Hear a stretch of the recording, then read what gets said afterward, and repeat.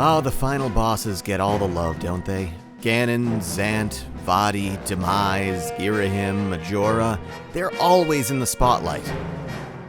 Well, not today. Today we're taking a look at the keepers of the dungeons themselves, and we're ranking the top 5 dungeon bosses in Zelda history.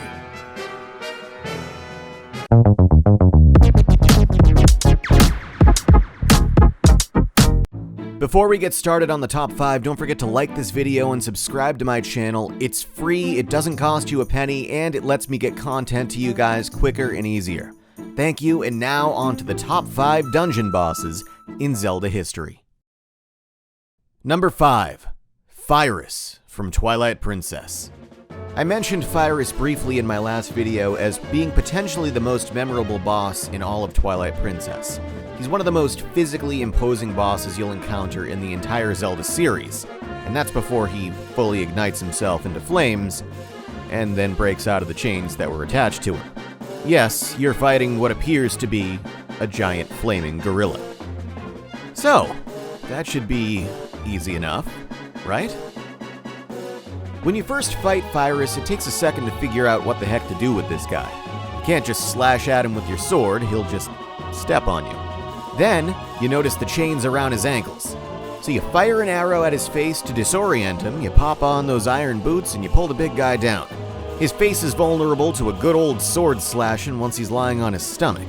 And you do that a few times, and the boss of the Goron mines will be gone for good. Number 4. Odolwa from Majora's Mask. The masked jungle warrior is the only Zelda boss that's truly scared me. The boss of Majora's Mask's Woodfall Temple is a giant ancient fighter that dances around and chants while bombarding you with attacks. He's terrifying. He summons moth-like bugs to swarm around you. He can generate a ring of fire to rise up from the ground. He can swing around the room at an incredible speed. Like I said, Odolwa is absolutely terrifying. Now, much of fighting this giant is timing and a waiting game. A few well-placed bombs and timely sword strikes will eventually bring the warrior down.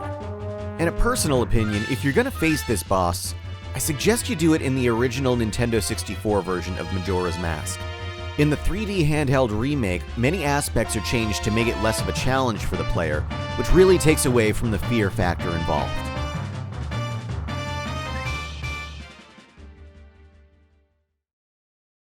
Number 3. Stallard from Twilight Princess. The coolest dungeon boss from Twilight Princess emanates from the game's coolest dungeon, the Arbiter's Grounds. When you first approach Stallard, he's nothing but a giant, lifeless skeleton wasting away in a giant pit of sand. Zant, Twilight Princess's main antagonist, appears and drives the Scimitar of Twilight into Stallard's giant skull, kicking this boss battle into gear. So there are 2 main sections of this boss battle. The first is essentially a giant game of pinball. Link hops on his spinner and attacks Stallard's exposed spine, dodging past soldiers that the beast raises from the depth of the sand beneath. After whacking him a few times with the spinner, we reach a false ending to the battle, soon finding that Stallard can apparently float.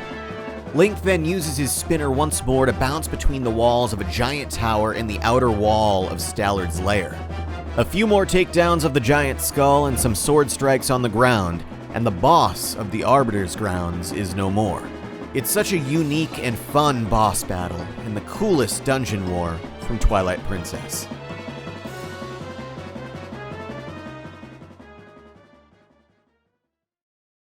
Number 2. Phantom Ganon from Ocarina of Time. Ocarina of Time's Forest Temple is legendary in and of itself. It's the first dungeon Link encounters after traveling 7 years into the future. It's located deep within the sacred forest meadow, and it appears to be a long-abandoned mansion of some sort. After finding his way through this winding maze of a dungeon and battling its mini-boss, the 4 Po sisters, Link travels beneath the Forest Temple to the boss's lair. He steps into a museum-like rotunda surrounded by several copies of the same portrait on the walls around him. As he turns around, he sees Ganondorf sitting on a floating horse, or at least he thinks it's Ganondorf. It soon reveals itself to be a phantom by ripping the Ganondorf mask off of its face and thus commences the fight with Phantom Ganon. Phantom Ganon rides off into one painting and re-emerges soon thereafter in another random painting. It's Link's job to figure out which one and shoot an arrow at the Phantom before it's too late. The second phase of this boss battle prepares Link for the eventual final battle of the game with Ganondorf, as he and Phantom Ganon play volleyball with a ball of electricity. It's not necessarily the most difficult boss in the game to defeat, but it's certainly the most memorable. Number 1. Coloctus from Skyward Sword. I mean, honestly, did you expect anything else? Coloctus is the easy answer here.